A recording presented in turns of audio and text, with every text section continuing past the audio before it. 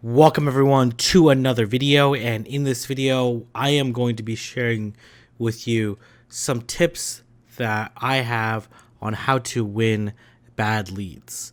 So first off, before we get to the tips, one, there's some games you can't win, right? There's some games where you completely get hard counter. There's no way you're going to be able to win, right? So that is what it is, right?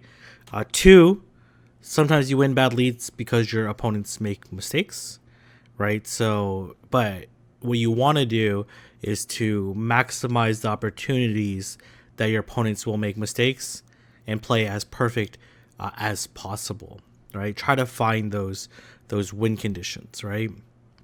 Where, and I'm going to be walking through examples in the next 15-20 minutes, going through examples of how I won bad leads and what my thought process was as I was going through those, and what ultimately led me to win the game.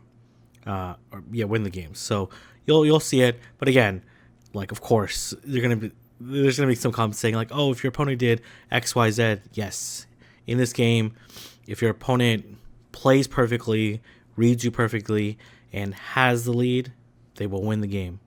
But there are ways to be able to outplay your opponent, maximize your opportunities, and be able to win the game. So let's go ahead and get started with those battles.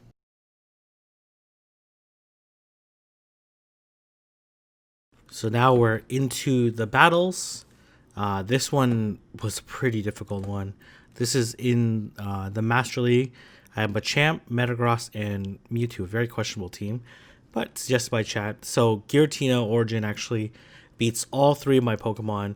So I know here I really need to get an energy advantage. So this is talking about like playing with a safe switch. So there's a couple really important things here. So one, playing aggressively. So I know the only way I can ever win this game is I farm down the Metagross. If it gets to second meter mash, then it is what it is. I'm going to lose the game anyway. So I have to farm down. So at this point in time, so aggressive play, utilizing a safe switch, 2 lessons on how to win a bad lead. I bait here. That's just part of the guessing game. Then I throw the Shadow Ball. And then, and this is part of like finding like how to play advanced techniques I talked about before. I switch out because I don't want to get farmed down. Getting farmed down would mean that I would instantly lose. So I end up getting Shadow Balled, which is really terrible here. And then now I know that they've done, I think, like 2 mud shots at that point in time, maybe 3. So here I'm building up. I basically have to stall the clock. So I know that they're at an Earthquake. And yes, if they would have threw the Fire Punch here, I probably would have lost the game. Because so I throw the Cross Chop. I realize my only potential win condition here is to sack switch. So I'm really concentrated on that switch. I know it's 7 to get to the second Earthquake. So I switch at 7. And now I know that there's this Giratina in the back that has a little bit of energy. So I'm going to throw the Cross Chop. And then I'm going to throw the second Cross Chop to take out the Giratina. Potentially I could have countered down there, but I also knew that the Groudon was super low and that is very unlikely to get to another Earthquake, and I would definitely live a Fire Punch. So there, utilizing safe swap, playing aggressively, also understanding what it needs to win.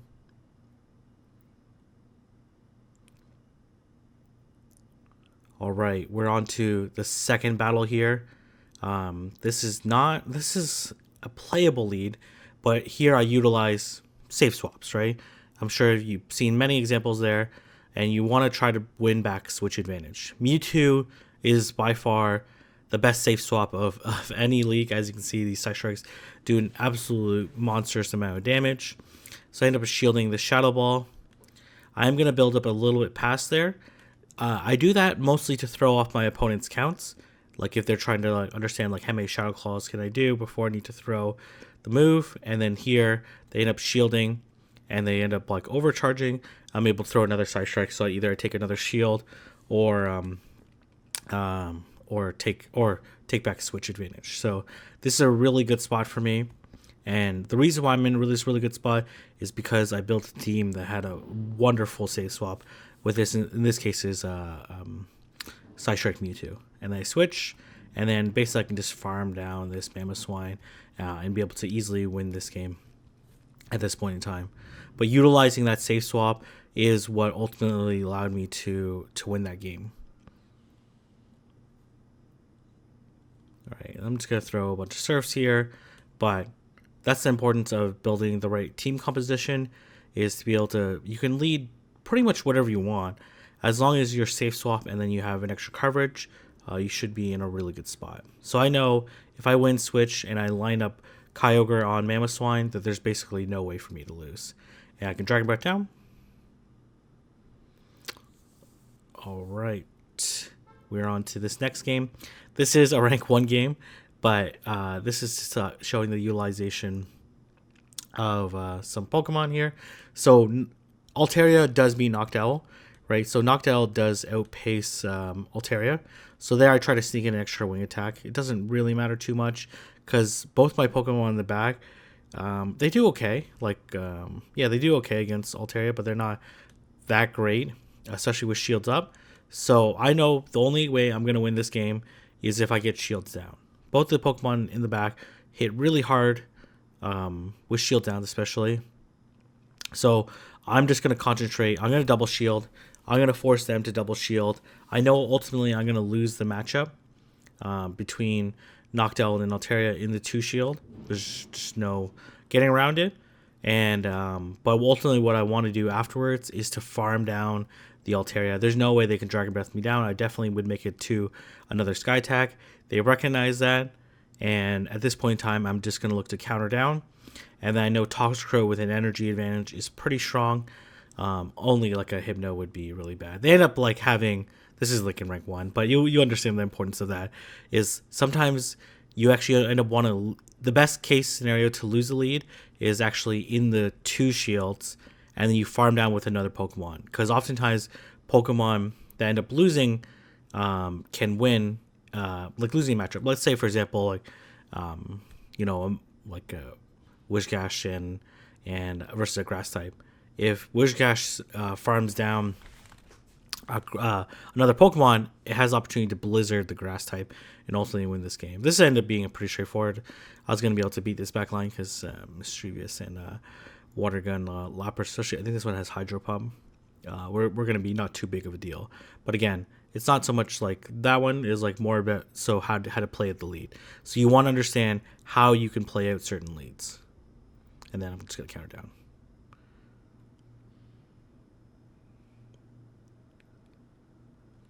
So again, it's not that big a deal if you end up like having an unfavorable lead.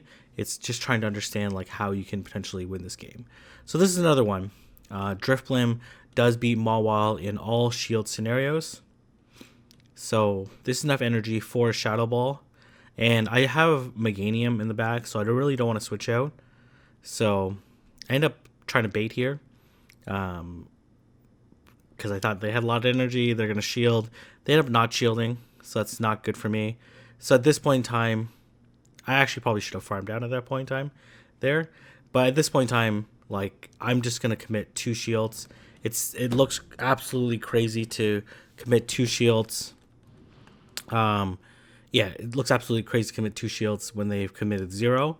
But sometimes you want to win a bad lead, you have to make those high-risk plays. So here, I know they're going to counter me down, so I'm going to look to throw this Iron Head. They're likely going to shield this, but it's not too big a deal. The risk-reward was pretty good, because the pup obviously wouldn't have done that much damage anyways. And then here, I know they're going to throw the Thunderbolt. As soon as they see a Azumarill, Deoxys are absolutely trained for doing that. So I instant switch and catch the Thunderbolt. And by winning switch advantage, I was able to make them use their energy inefficiently.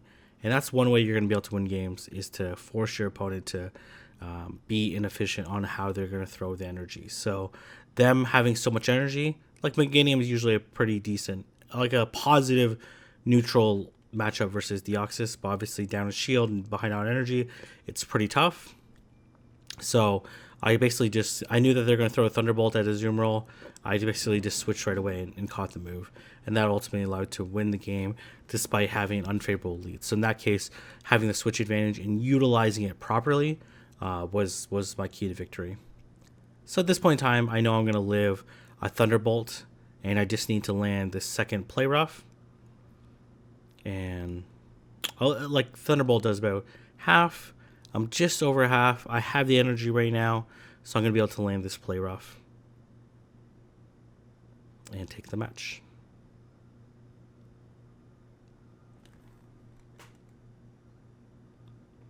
All right.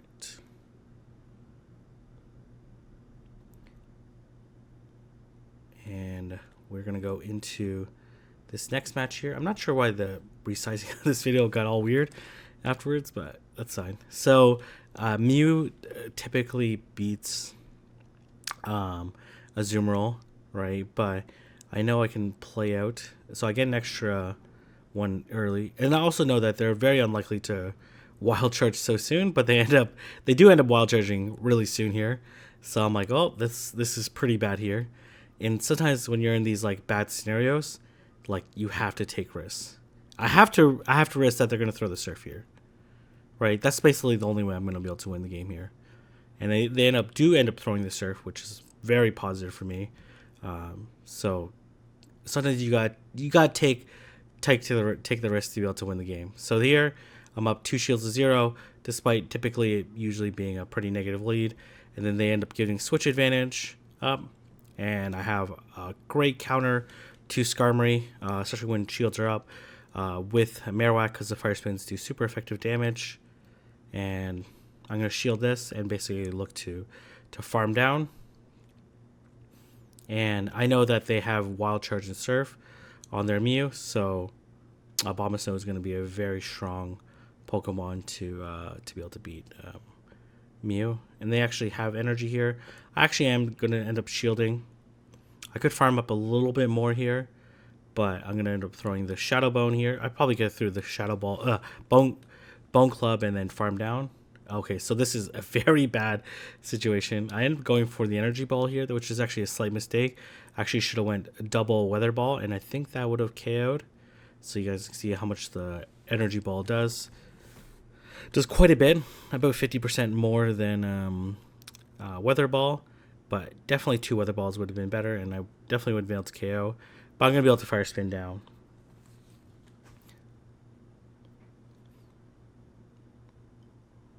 So in that case, sometimes you have to take risks to win games that you're losing.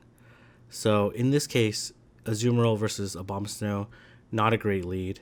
I know I can't just switch right into Abomasnow with energy disadvantage.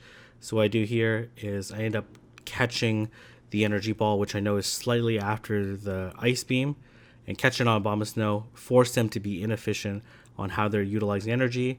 They come into Deoxys, so they Abomasnow into Azumarill, Abomasnow into Deoxys.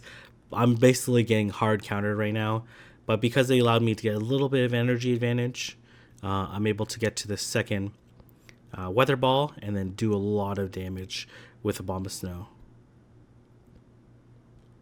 I know at this point in time, I need Azumarill. It's loaded with energy. They're gonna throw the Thunderbolt here. Like there's no reason for them not to. So I do end up liking to shield it. I farm down and I'm basically at 100 energy.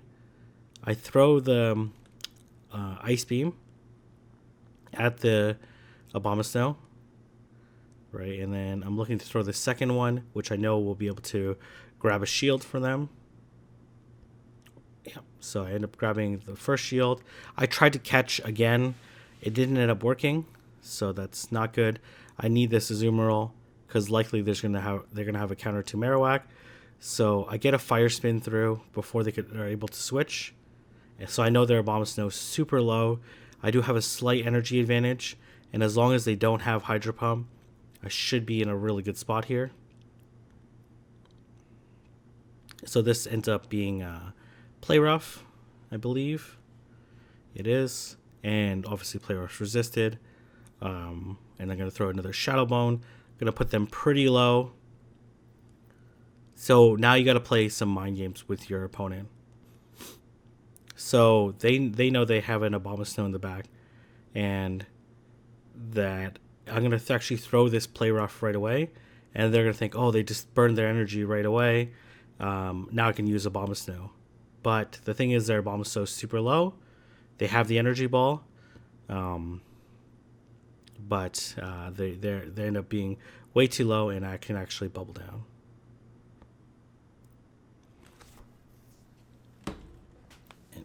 And as you can see, I was all hyped up there. So this next matchup here is really about energy, right? So here, I know that they're going to be able to outpace me, right? I know I do have Energy Ball, which would one-shot the Shadow Polyrath, but I also know that they get to the Dynamic Punch first, so this is pretty bad for me. So I get the shield here. The thing is, I already have energy on Abomasnow, so I'm actually going to come Marowak here, so that way I don't end up going over 100 energy on Abomasnow. So I let this Leaf Blade go. I'm going to commit to the full farm down. That's basically the only way I can possibly win this game, is to fully farm down this Victory Bell.